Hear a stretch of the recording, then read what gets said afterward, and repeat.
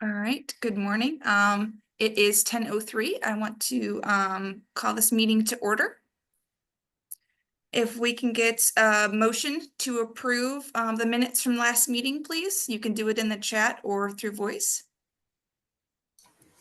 Kathy from McHenry, a motion to approve.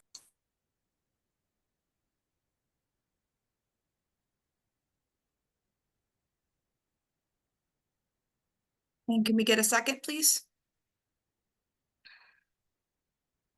Tammy from Grace Lake will second it. All right, the minutes are approved then. Does anyone have any additions to the agenda that they'd like to add?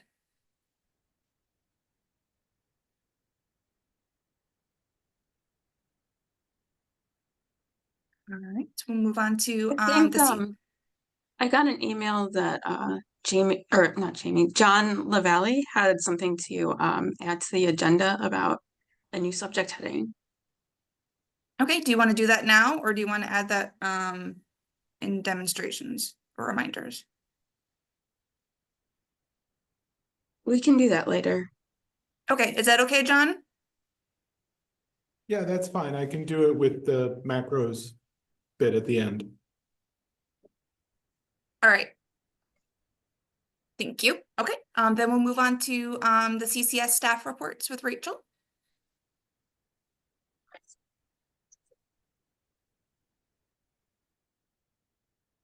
Good morning, everyone. The full report is in the packet, minus a new addition that I'll be speaking about in a second. So I will just summarize the staff report and take any questions. So Deborah asked me to add in one reminder to the staff report that wasn't in the packet. So in case you didn't read last week's newsletter, there will be a change to staff client access coming in March. Innovative and Clarivate are making changes to remote desktop access that affects the Polaris staff client security. So as part of this change, CCS needs to provide Innovative with all public IP addresses that member library staff use to access the staff client. Access to the staff client will be restricted to these IP addresses only. CCS is planning to schedule this cutover for early March, and we'll share an exact date for the cutover as soon as it's confirmed with Innovative. CCS previously gathered library IP addresses and have reached out to the IT staff to confirm those IP addresses are still correct. So if you have any questions of this, please send us a message via the help desk. The Polaris 7.7 upgrade was completed last night. This added a number of important functions that were reported as issues during LEAP month activities. This is really exciting. CCS staff are still working on updating the training documentation and online courses. There's a link in the packet to register for a webinar that will be on the new features. The webinar will be held on February 25th at 10 a.m. So please do register for that to get an introduction to the new features, and we'll update you when the training documentation has been updated. I'd also like to thank all of the volunteers that have been helping us to deduplicate the records in the catalog. There are less than 8,000 CCS records that have Mount Prospect and Waukegan duplicates that still need to be reviewed. So thank you for all your hard work. We've worked on it much quicker than expected. In the packet, I provided some information on Modern MARC. Library of Congress is updating some of their MARC practices due to their switch to a bibframe editor in June. Some staff have already contacted me to ask about deleting some of the new fields that they are seeing in the OCLC records. The list of all these fields is in the packet. For now, please leave them in the records. Scrap will be discussing the issue at the next meeting to identify if there are any fields that can be deleted. Regarding subject heading updates from Virginia, the COVID-19 heading has been updated with the end of the date for 2023. CCS is still evaluating authorities vendors. And I will inform you of when we make our decision and when we start up services. Our new member services associate, Molly Mansfield, is here to introduce herself. Hi, everybody. I'm Molly Mansfield. I'm a librarian who's worked in libraries for about 20 years. My last few libraries I worked at was Berwyn Public Library and Dominican University. And I've pretty much done every job within a library except director. But I'm really excited to be here with you guys today to help support the member libraries. And later on, I'll show you a little bit, a little sneak peek of the 7.7 update webinar that we're doing next week. Me and Kiara are doing.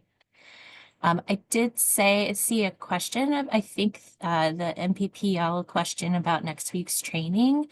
If you're talking about the 7.7 training, we do still have about 14 seats open. So if anyone else wants to join us, and it will be recorded. Thanks, Rachel.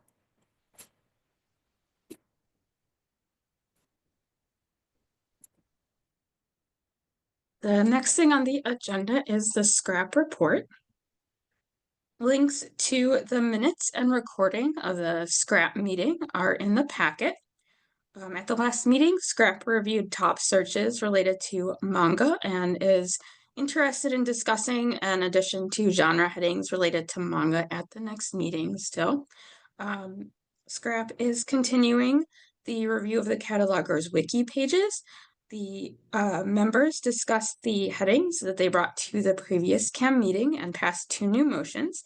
They passed a motion to recommend that CAMM allow adult literacy materials as a local genre heading. This could be applied to adult and teen literacy materials that include books, audiobooks, or kits. They did not pass a motion for one on youth materials yet because they'd like to get some feedback from PASS before they discuss the motion. They also passed a motion to recommend that CAMM allow materials for people with memory challenges as a genre heading. This could be used for all age groups and include books, audiobooks, or kits. Both of these headings can have scope notes explaining the usage. Are there any questions before I move on to discussing the motions?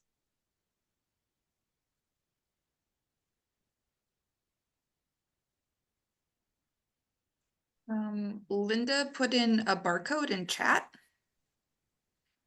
I don't know if this is regards to the adult literacy.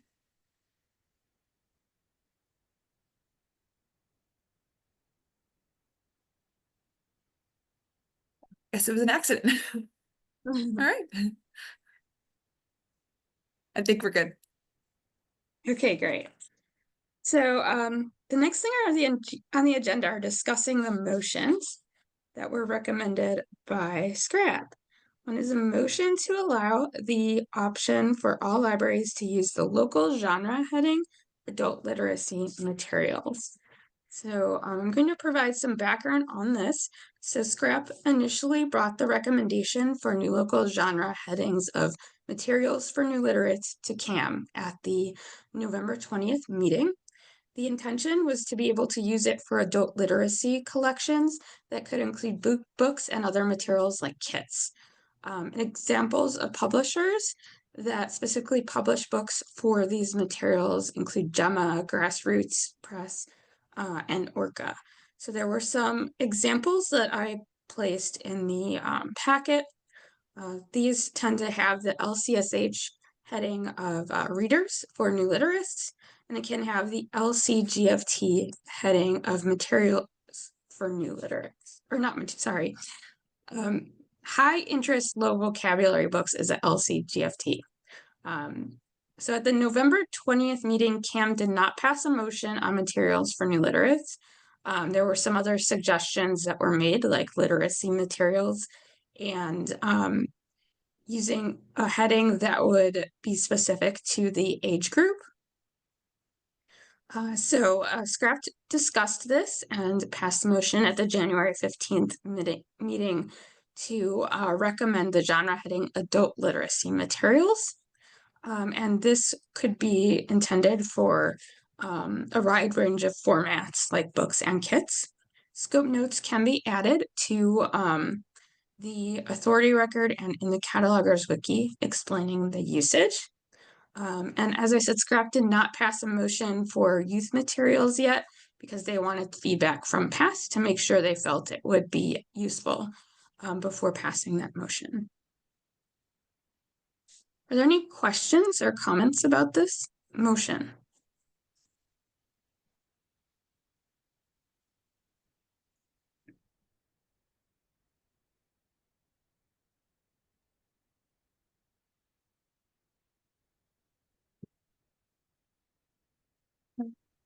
Looks like we're good.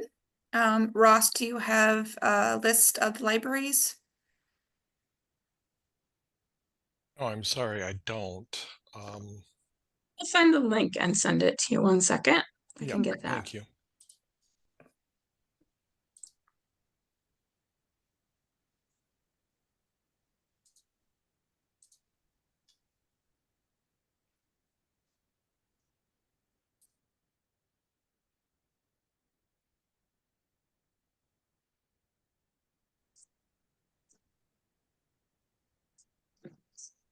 Ross, I posted the link to the document in the chat.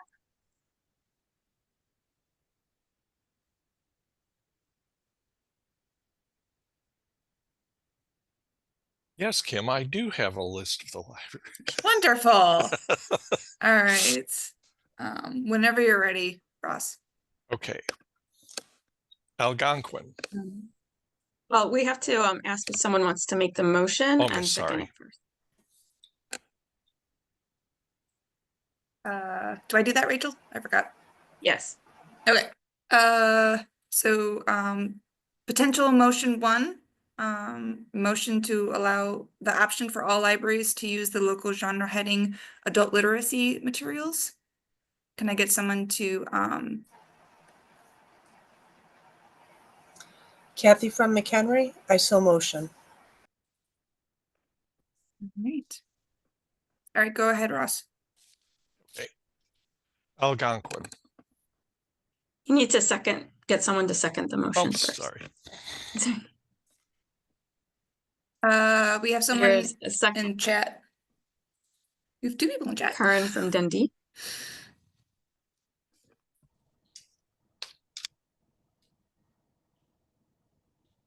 Karen from Dundee seconded the motion in chat, so Ross, you can Okay, proceed now. great. Okay, Algonquin. Yes. Carrie. Yes. Crystal Lake. Someone did in Crystal chat. Lake is in the chat. It says yes. Okay, I've got to redo something here. Sorry about this.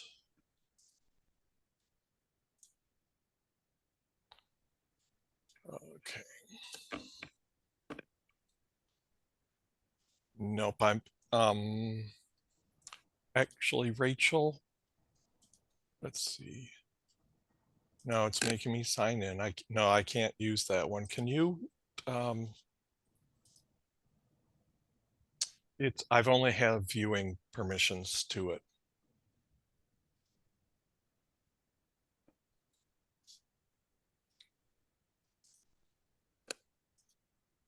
You're muted, Rachel. I'll share my screen so that you can see it and you can call it out and I'll type it Okay. in. All right, thank you. Okay, Des Plaines. Yes. ELA. Yes. Evanston. Yes. Fox River. In the chat, they said yes. Oh, thank you. Fremont. In the chat, we have a Okay. yes. Yep. Glencoe.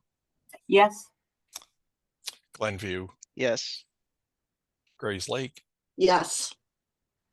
Highland Park. Yes. Huntley. Okay. Indian Trails. Yes.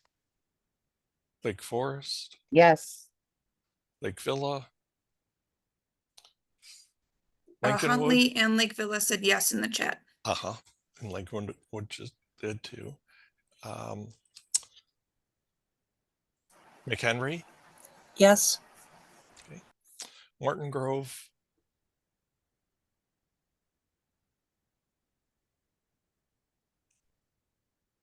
Morton Grove.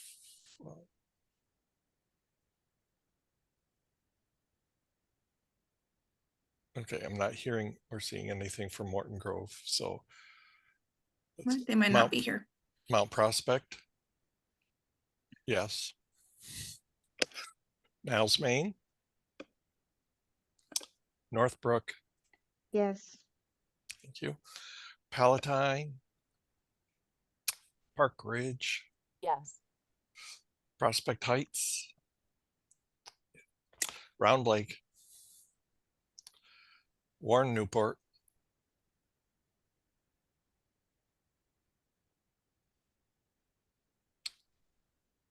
Nope, I'm not seeing Warren Newport. Waukegan. Great. Wilmette. Winnetka Northfield. Yes. Thank you. And Zion Benton. Yes. Yay, it passed. Thank you.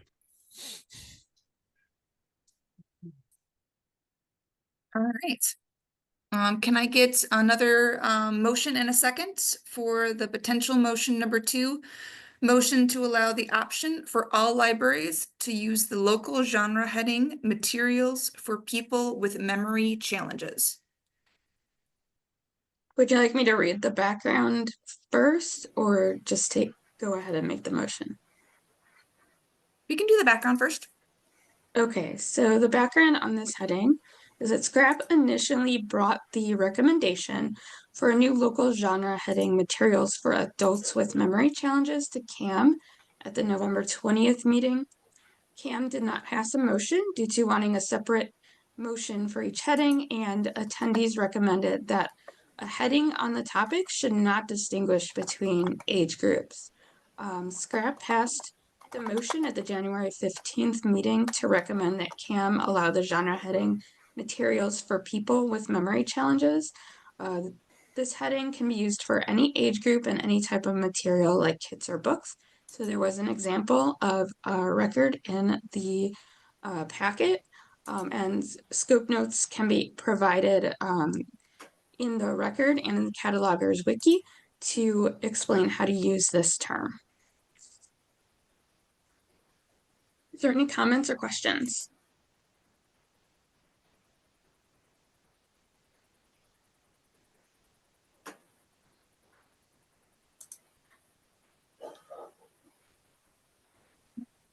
I don't see anything in the chat. Can I get another motion? Brian from ELA. So moves. All right. Can we get a second, please? Kathy from McHenry, second. Wonderful. Great. Are we ready? Okay. Algonquin. Yes. Carrie.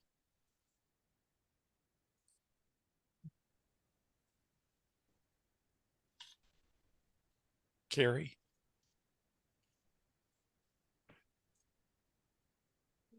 I'm not hearing.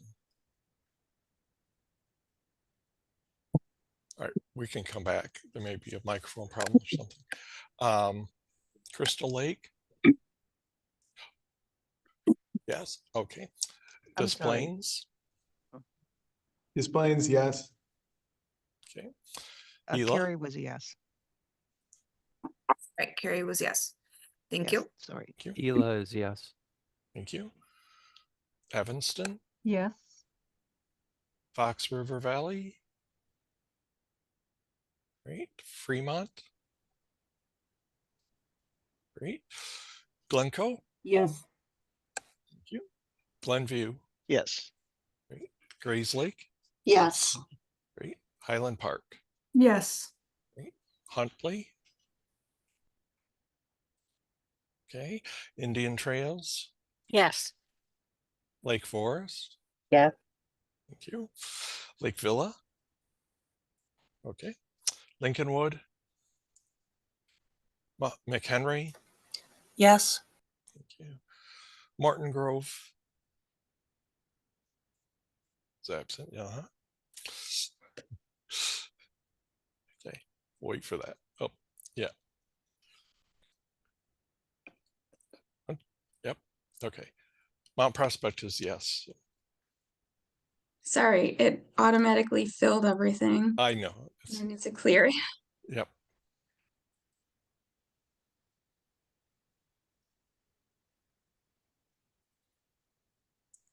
Okay. Niles, Maine? Northbrook? Yes. Palatine's, yes. Park Ridge? Yes. Prospect Heights? Round Lake? Warren Newport?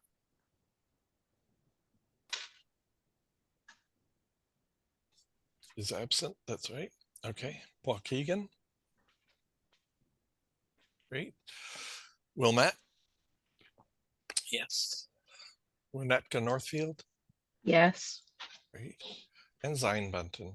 Yes. Wonderful, it's passed, thank you.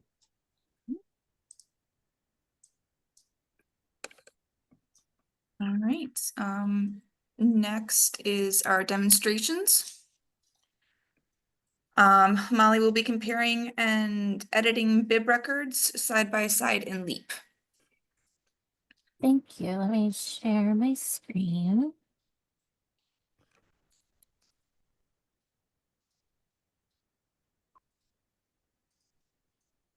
Okay, so there's some new features in Leap that I'm going to show you. I was actually going to also show the duplication detection. And I apologize, I'm working from home today, so if you hear something, my dogs decided now is the time to wrestle. So I'm trying to kind of move them out of the way. So when we're doing, what you can see now in Leap is that when I pull up a bibliographic record, instead of having to go through the save process, if I want to see if there's any duplications, when I open a bib and I go into actions, now we have a duplicate check right here. So from here, what I can see is it'll open a new pop-up screen for me. Oops, I'm sorry. And so it looks like it's actually giving me 3 possibilities of replacement or titles that I could merge. And so from here, I could go ahead and start to look into these a little bit further. But before I do, you can also see that there's an add titles feature. So if you're in the system and you know that there's an additional bibliographic record that could be a duplication, from this screen right here, you can click add titles and find that title. And then once you open it, it will add it to that list that you had there. So it's going to do this right away whenever you want to be able to see those duplications. So again, like I said, you won't have to go through the entire save process in order to get that duplication dialog to open. It's going to open for you right away. Is there any questions about that one? Okay, so I'm going to cancel my duplication process that I was doing. So I noticed that there are possible duplications. And so now I want to go through and use our split screen option to do some comparisons. So within the actions button here, I have my record open. I actually just came across this record this morning and thought it was a really good example. So I've got my bibliographic record open, and now in actions, you can see there's a compare button. So when I open my compare button, what's going to happen is it's going to give me that opportunity to search for records. So I already have those control numbers of those duplicate records that popped up before. So I'm going to go ahead and pull those up. So there's one of them. So now once I click that, I've got a compare record situation here. So you can see that my original record is always going to present first on the left side of the screen. And then that record that I wanted to compare is going to present right on the right side of the screen. And what's really great is that you can compare up to 20 records total. So remember, I had 3 separate instances of potential duplicates. So if I wanted to go ahead and add those to this, I can click the click that plus number again, grab my control number.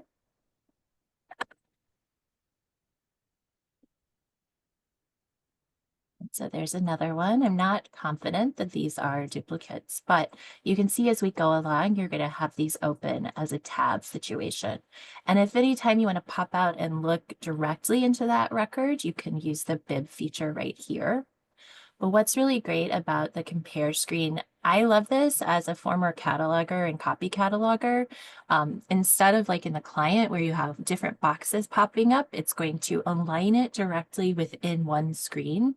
And it's going to align your tags or your different fields. So for example, the first record that we have has the 019, but this one does not.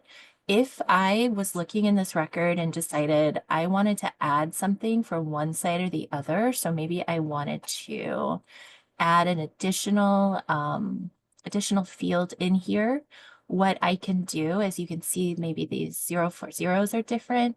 All I have to do is just click the little arrow button and it's going to move that field over into my other record. It doesn't align them absolutely right away. So if you wanted to see these again aligned, if you click the save record, or I'm sorry, if you click align tags right here, it's going to reset that up. So now you can see again, there's my new 040 that I popped in there. And same thing, if I decide I don't want this in my record, I can go ahead and move it right back over. So lots of different opportunities to make comparisons here. And I really love how you can just grab the fields and send them from one place to another. And like I said, you can have up to 20 records open in general so that you'll be able to do those comparisons. Is there any questions so far on that? Can you do that comparison directly from the dedupe screen, or do you have to go into the separate compare? That is a great question. I think that was Kathy. And unfortunately, right now, the way that I understand the functionality of this is that you do have to, you can open the dedupe screen, but then when you go to compare, you're going to need to go back under actions button and do that compare action.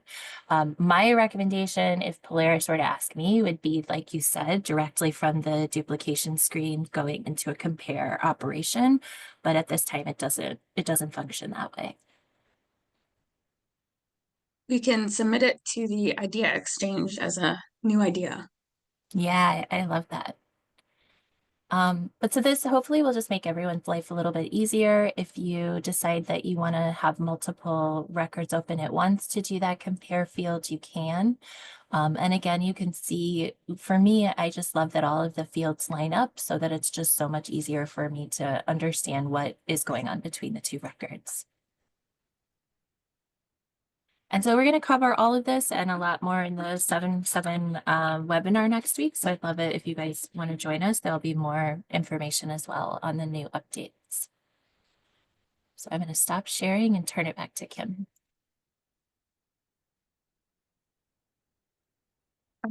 Thank you, Molly. If there's no more questions, next we have Heather and Karen discussing identifying bootleg DVDs.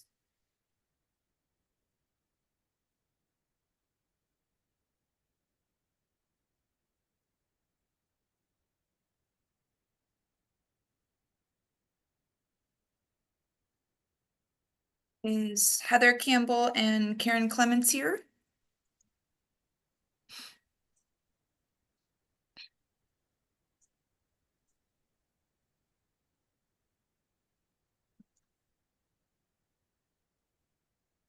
I see Heather in the list of participants. Okay, Heather's here. She's in chat. Evidently she doesn't have a camera. Heather, can you unmute yourself?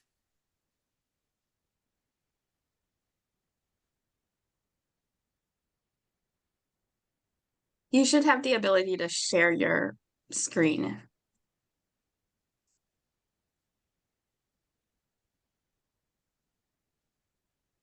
Okay. So Heather We can evidently, put off the, sorry, we can put off the presentation for another meeting.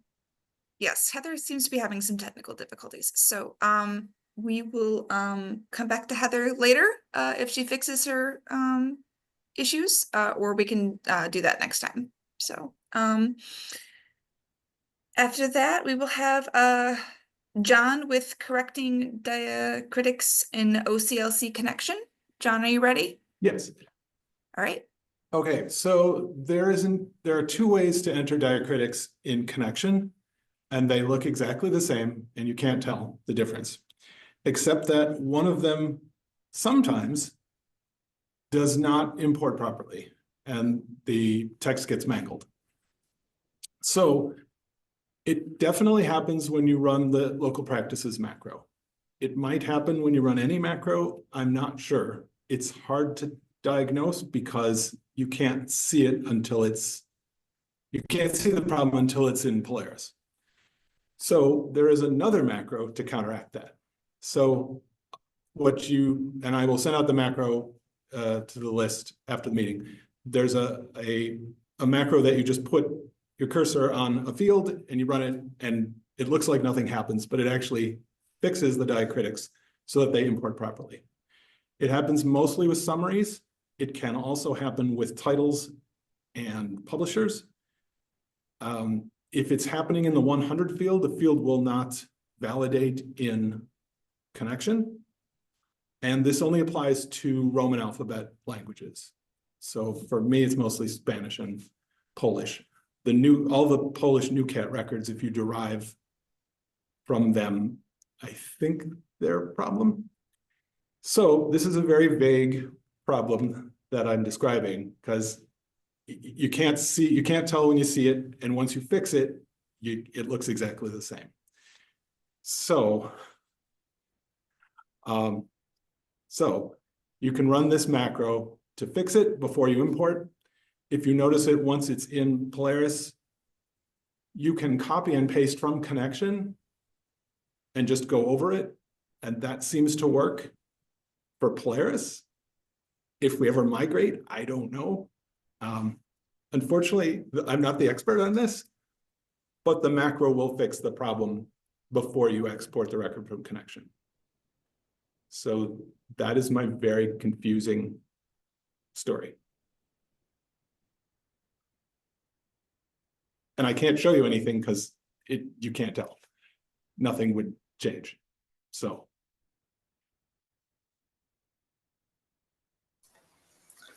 John, do you have thoughts on workflow so that we can correct these? Because I know it's harder to correct them in Polaris than it is in connection, at least for me, because I'm looking at data and it can be hard to tell what the original was because of how Polaris makes the characters look. Right. Well, so the macro, I mean, you should definitely always assign a macro to a keystroke or a button so that you don't have to go to the menu and find it and run it. You just, diacritics could be Control-Shift-D or something. So if you're working in other languages, I would say, and you're using the local practices macro, I would just say run it over the title and publisher, any field that has a diacritic in it. It goes really fast. You're just pushing a button, move the cursor, push a button. So that would be the safest way to do it. John, this is Jamie has Tammy over at Grace Lake. Hello. Hi, I was wondering if you could possibly, when you send out the macro, could you also include instructions on how to load the macro into OCLC? Because some of us hardly ever do that. Yes, absolutely. Thank you so much. Fortunately, that's the easy part. Jamie has a question in the chat. He says, are you saying if everything validates in connection and we export in UTF-8, there could still be a problem? No, Polaris does not seem to have an issue. So, I mean, basically, if it looks fine, it's fine. Again, if we ever move to another vendor, I don't think all of our stuff would go bad, but I don't really know. Diacritics is sort of a confusing thing that I don't completely understand. But I think in general, if it looks fine in Polaris, it's fine. However you get there. So when you use the macro, does it change it so that you visually see a difference in the diacritics? Not at all. So how do you know when there will be a problem? You don't. Until you get to Polaris, you won't know.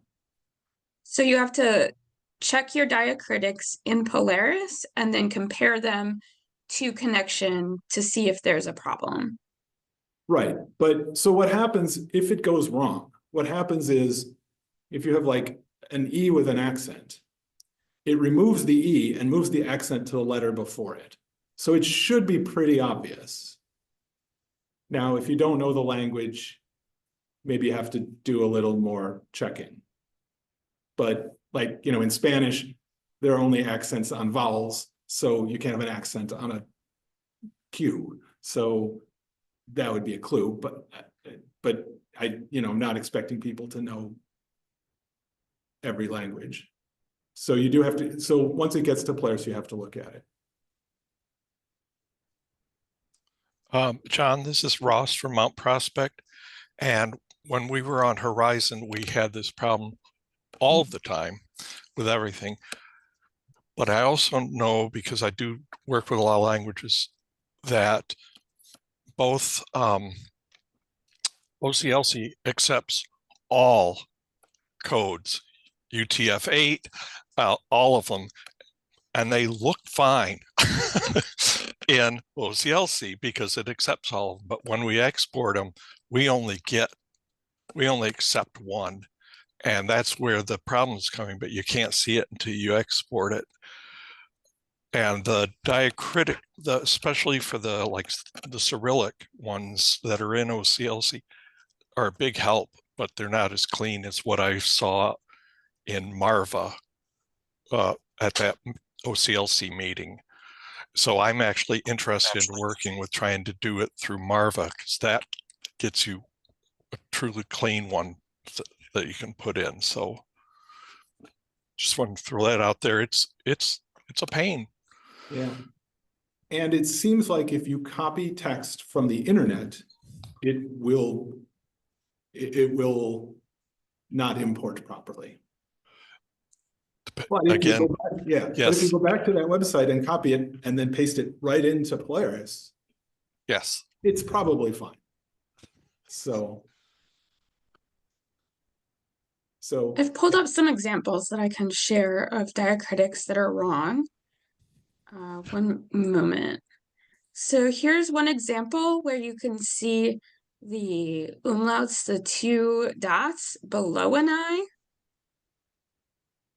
right, it should be CION with an accent on the Right, it should be a CION with a right accent over the O.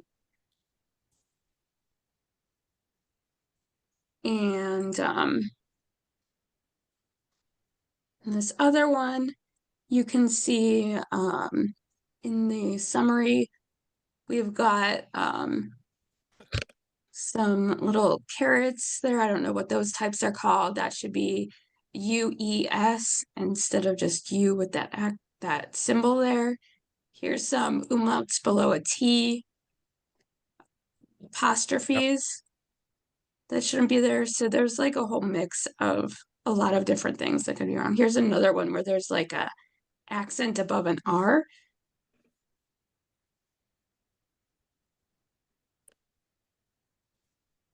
So you can kind of see that frequently they will be diacritics that you wouldn't expect in places you wouldn't expect, like below a letter or above a consonant or something other than an accent in Spanish. Spanish will just have accents in one direction, and we'll have umlauts over some U's, which are two dots over some U's, like in the word pinguino. But it shouldn't have all these variations. Here's another odd one where there's a really large tilde. Yes, and Here, I don't above know what where that's. that sentence starts. See, Irma la Aba?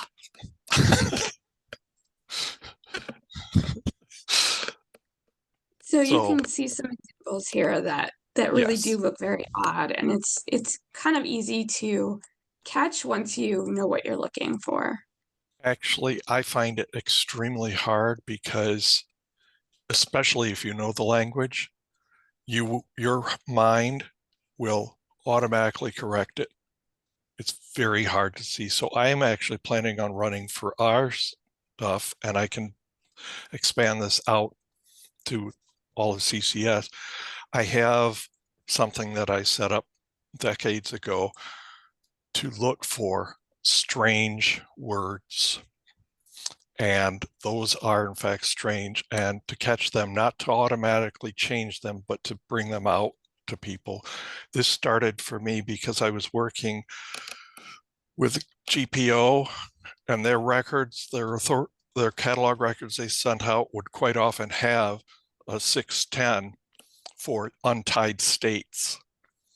And a human cannot see that usually because we automatically see it as United States. So I set up a thing to look for strange things. So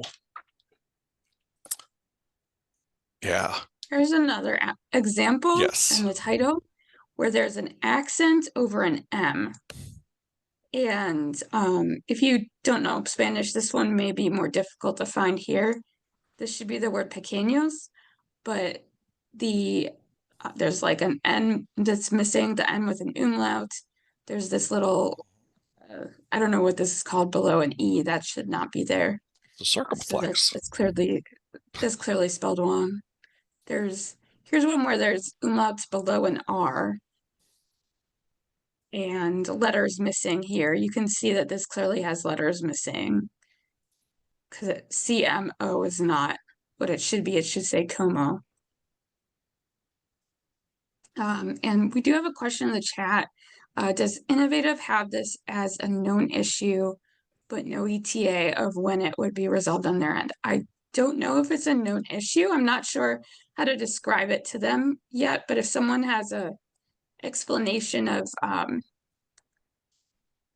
like what sort of character issue this is would be described as, like if it's an encoding problem or something, if you could provide a better technical explanation of how this happens, I'd be able to provide more details to Innovative about it. Again, I don't want to take this over, but I'm very interested in all these kind of things. So I'd be willing to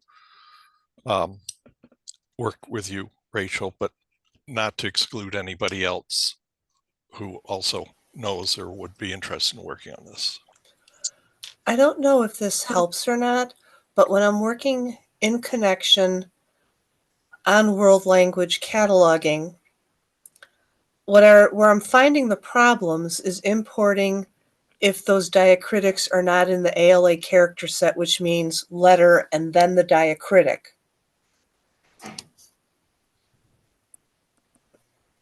So, like I said, I don't know if that's helpful or not. It's actually the coding. So the difference between UTF-8 and the Unicodes. So what you see is not what the computer sees. So it can look the same to you, and it can actually in the background be completely different. And that's So where the issue comes. It sounds like the problem is not with exporting as UTF-8 from connection, but the actual way they entered the diacritic into the record when creating it. Now, the problem is that connection does not require just one, even as a single record, does not require even one code. You can have multiple codes in it, but you can't see on the surface that there's something different. That's why some of those characters in those records were okay and others weren't. They were put in under different codings. if you're So doing. OCLC accepts everything. We only want one. And when it comes in and it's not that, it's like, I'll do the best I can. When you do original cataloging Connection's a Microsoft, I think it's ASP.NET or something like that. You can use the word shortcuts. So if you're typing Como, you can do C, Control''O, and you'll get the O with the accent, which looks great, but that will not export properly. Yeah. So you have to just run this macro over it. It takes a second. So that's the easiest fix for now.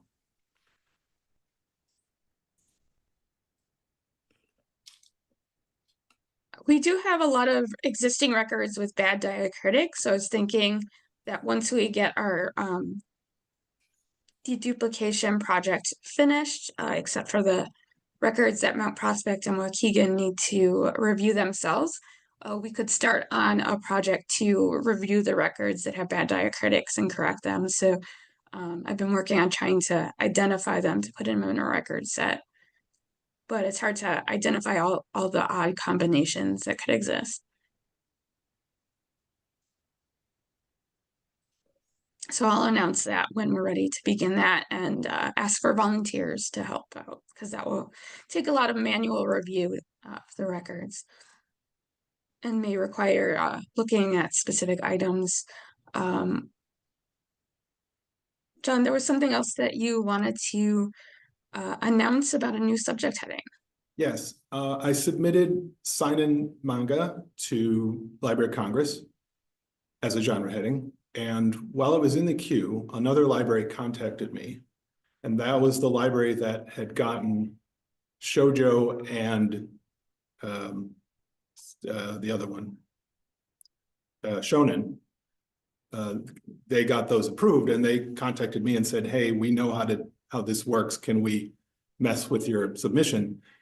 And so they did, and they added like 10 670s, but they got it through. So seinen manga is now national, and all the headings in our catalog have been changed. And that library also has manhwa, the Korean version, and josei, I think, in the queue. So I expect those two to be done for the next list. And Dia de los Muertos is in the queue also, but unfortunately the queue is in class web, which none of us needs, so we don't get to see it. But there you go. So that one's done.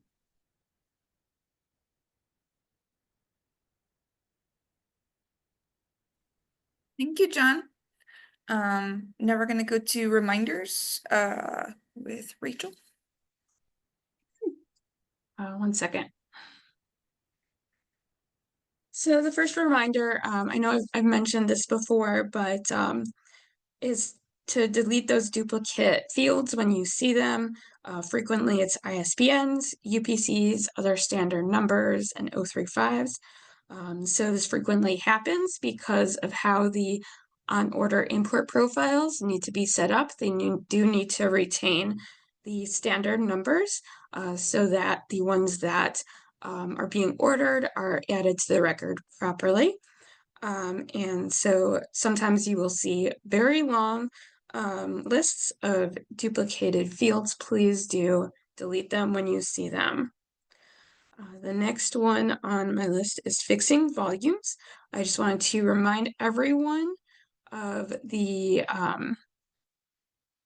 reports that we have for identifying when your record needs a volume or when you're the only one on the only item record on the list that doesn't or does not, sorry, the only record on the list that has the volume that does not need it.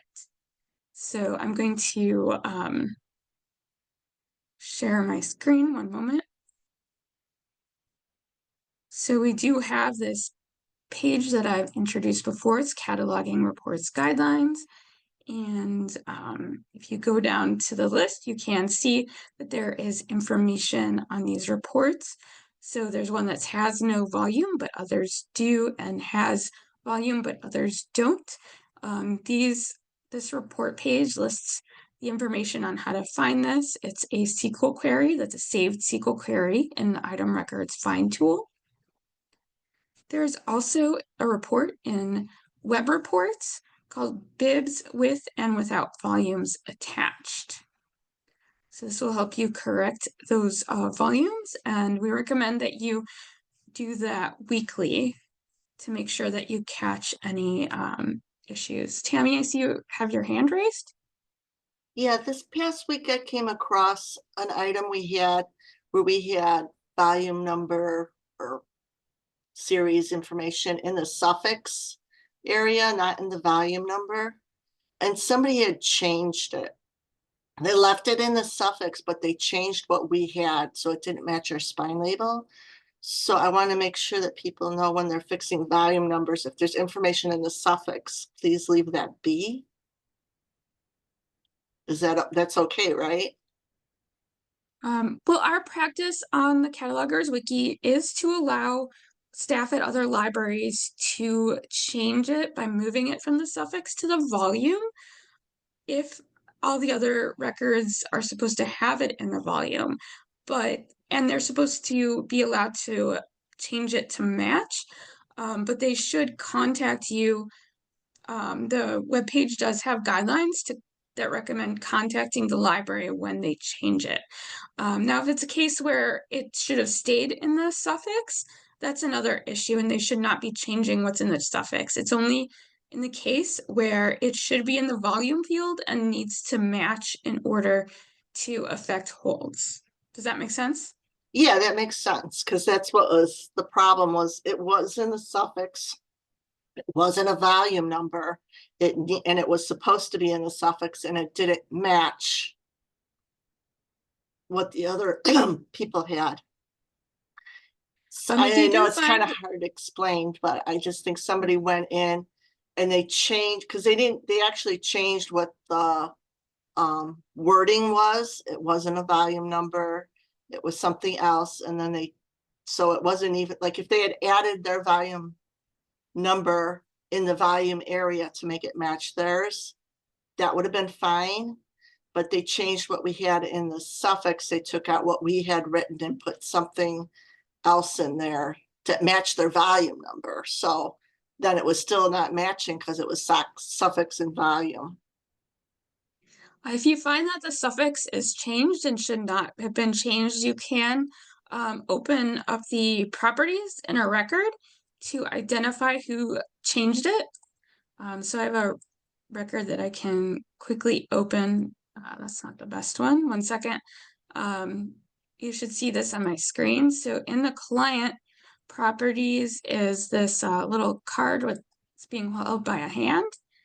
And if you click on about, you can see who the last modifier was. This is just a bib record, but you can see that also in the item record. If you're in LEAP, there's a little exclamation, or not an exclamation, I believe it's an I by the control number. If you hover over it, you can get the access to the properties. You can report it to the help desk so that I can talk to the individual if they work for a different library. Okay, thank you. I did receive another suggestion from someone who noticed that when on-order records are overlaid by the final record and the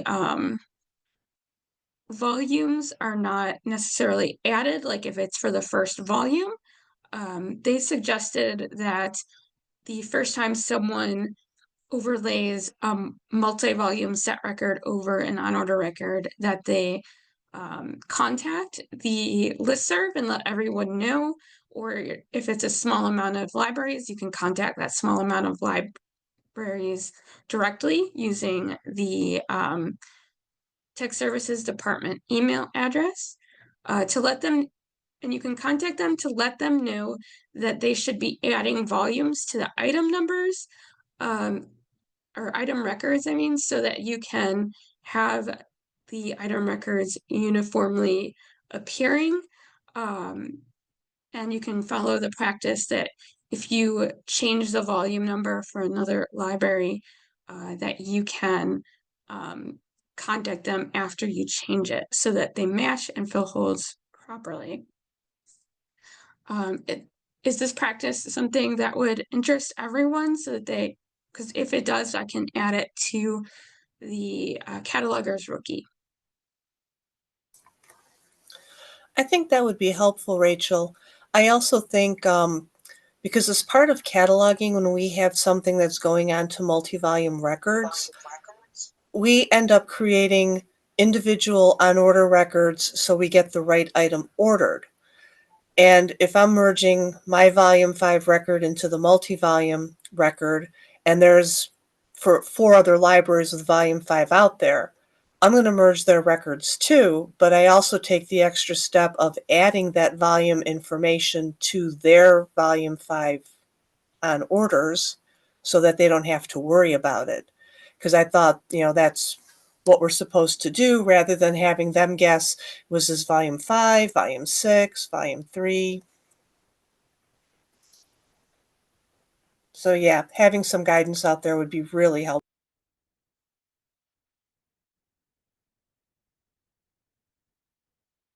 So I just pulled up the page on the multi-volume call numbers just as a reminder. One of the other things that we've noticed and that I've received comments on are the volume numbers that are missing a space between the period and the next number. So please do remind all of your staff that we need to have a space here. And I did send an email out with a report of volumes that could be corrected. So I'm going to run that again using a different query to try to find more, and we'll send out an updated report today. So you do have the option to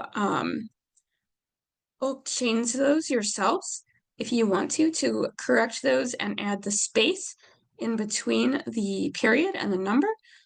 If you don't do that, we do have a volunteer that would like to help correct those and can do that if you haven't taken the time to do it. There is a comment in the chat from Kit. If it's a brand new record being brought in to replace a PDR and there's only one option, presumably the volume 1, certainly the cataloger importing the full record could add the volume designation for the other owning libraries if they have time. Yes, the staff can add the volume number for other libraries, but everyone needs to remember that when you change the volume, you need to contact all of the libraries that have item records or the listserv if it's a large amount, so that you let everyone know so they can update their spine labels. Are there any other questions or comments on this issue?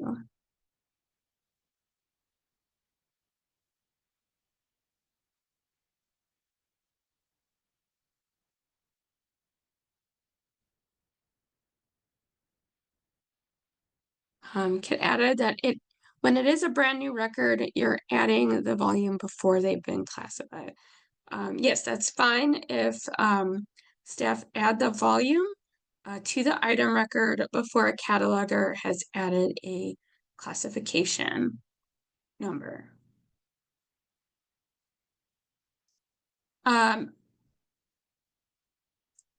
And there's another question, is it fully necessary to inform them of that case? I think it's probably best to inform them anyway, even if there's no classification number, just so the cataloger is aware that you have touched the record. And it's just a general courtesy to everyone so that they know that you've corrected the record.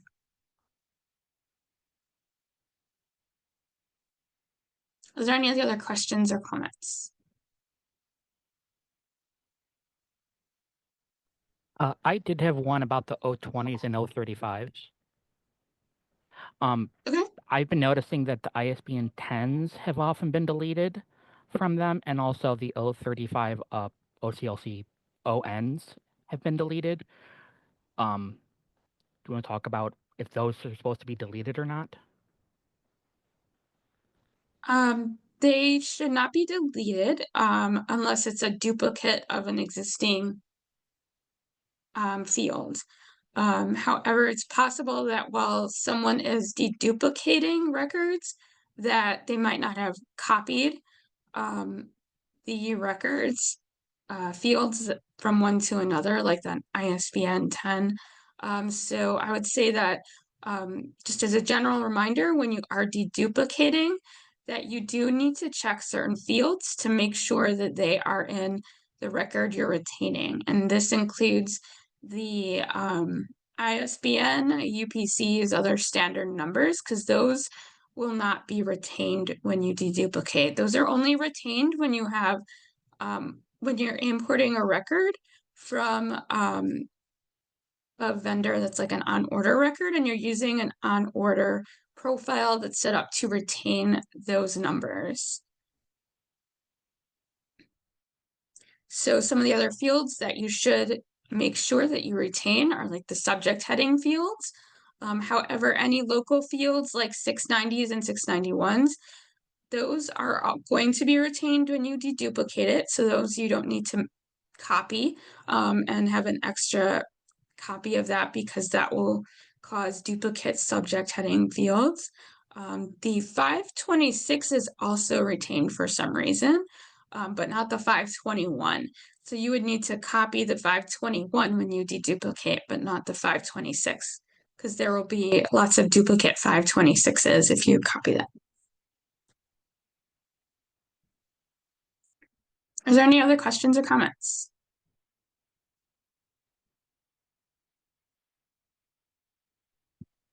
Is there a list somewhere of which fields are retained during a record merge and which aren't? Yes, I think I need to update it, but in the catalogers wiki, on the merging records page, the merging duplicate records, it lists some of the fields that need to be copied. I think I should probably remove 690 and 691 because those don't need to be copied and pasted. Those are retained automatically. But in general, I would suggest copying the 020s, 024s, 028, 505, and 520. I'll have to check on the 949. I think that's automatically retained, but I'll double check on that. And then I'll update this page. Are there any other questions or comments?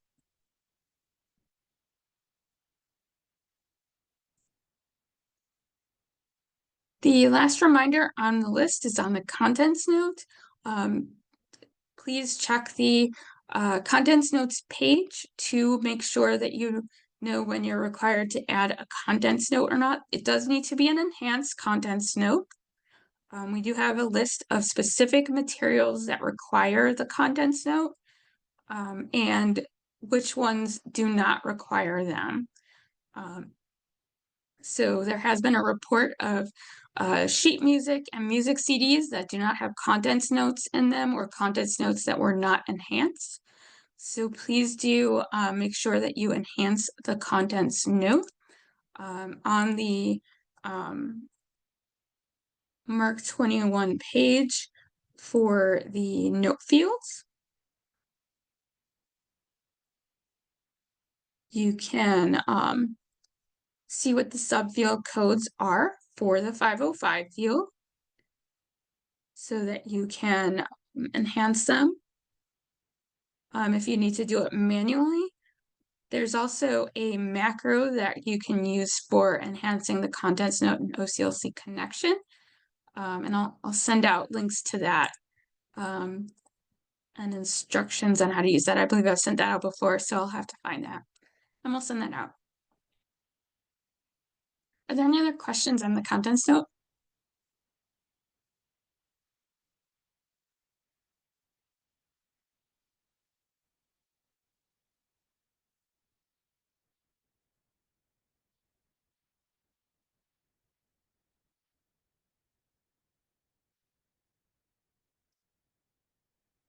Okay, I believe we have some announcements that we need to make at the end.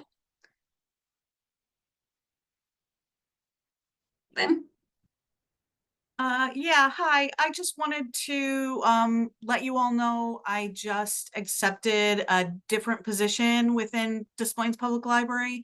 So I'll be the Reader Services Manager.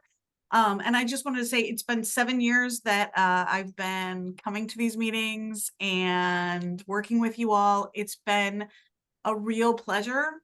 I will miss working with you all, and I'll miss being such important, I feel like an important part of the backbone of this shared catalog. You all are wonderful.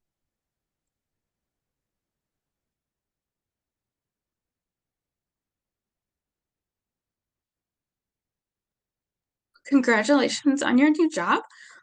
Since Lynn has gotten a new job, we do need a new chair-elect so that we have a chair for next year. The next fiscal year. Meeting will be in August, but we will have our last meeting of the year in May, in which we'll be needing to appoint the new chair, chair-elect, and secretary for the next fiscal year. So if anyone would really like to jump in there and be the chair-elect for the last meeting or a chair for next year, please let me know.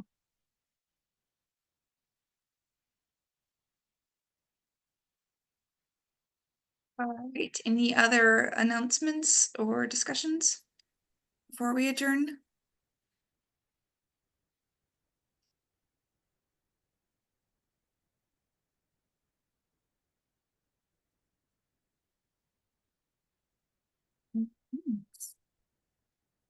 That seems to be it. Can I get someone to motion for adjournment?